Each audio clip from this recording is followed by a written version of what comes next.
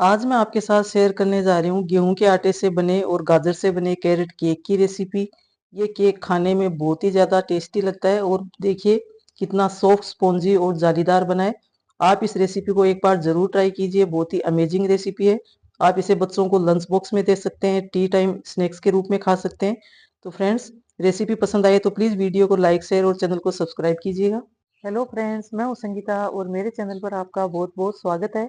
तो चलिए आज भी इजी एंड टेस्टी रेसिपी को बनाना शुरू करते हैं।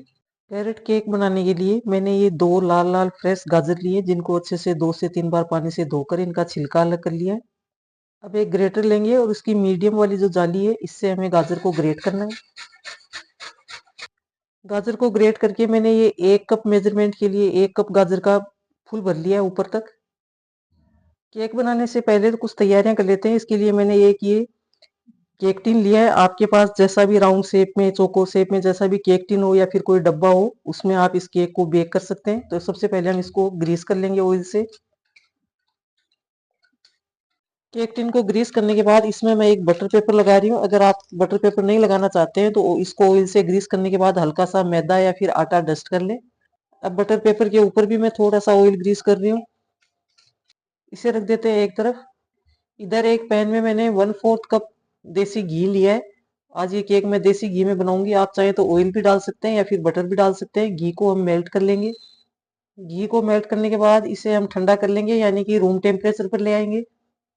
इधर एक पैन में मैं थोड़ा सा घी डाल रही हूँ, आधा चम्मच के करीब।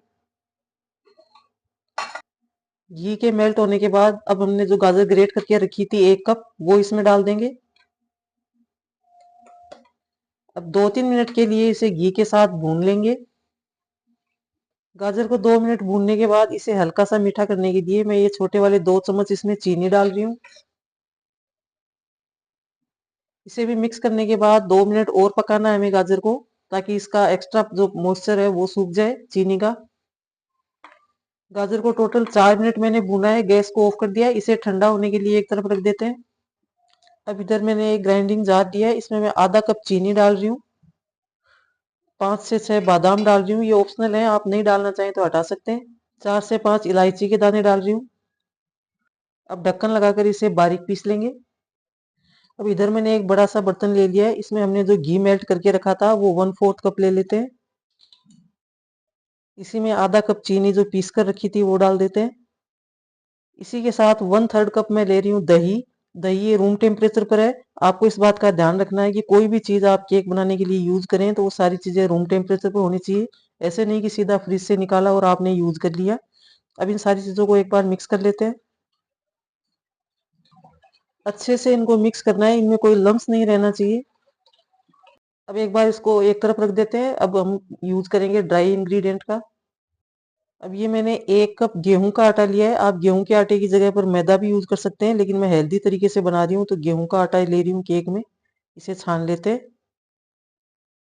आटे के साथ ही मैं डाल रही हूँ 1/4 cup milk powder. Milk powder बिल्कुल ऑप्शनल है, लेकिन डालेंगे ना तो आटे का केक है, इसमें आटे आटे का टेस्ट नहीं आएगा। इसके लिए इसे भी डाल रही हूँ। इसे भी मिक्स कर लेते हैं और छान लेते हैं।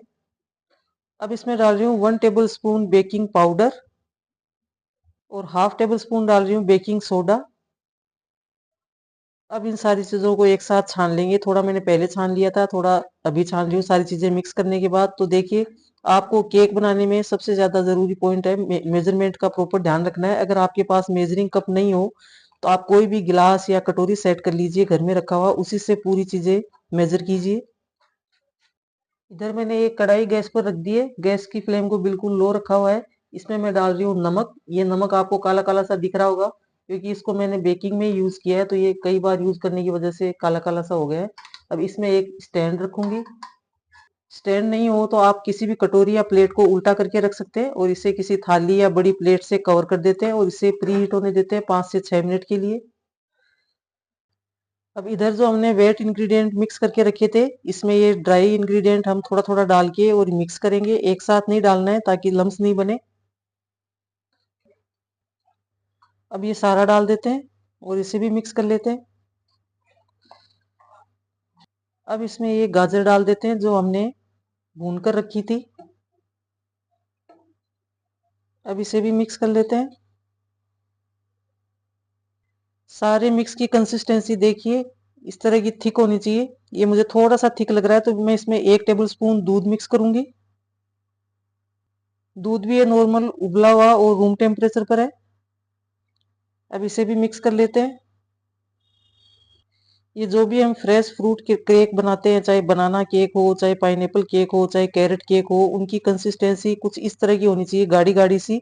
ज्यादा बैटर को पतला नहीं करना है, नहीं तो फिर केक अच्छी तरह से फूलेगा नहीं। क्योंकि इनमें अपना ही एक मॉइस्चर होता है, गाजर में, बनाना में, पाइनएप्पल में। तो आप इस बात का ध्यान रखें कि बैटर की थिकनेस आप मेंटेन रखें। अब जो हमने केक टिन रखकर तैयार किया था ग्रीस करके, उसमें इस बैटर को डाल देते हैं।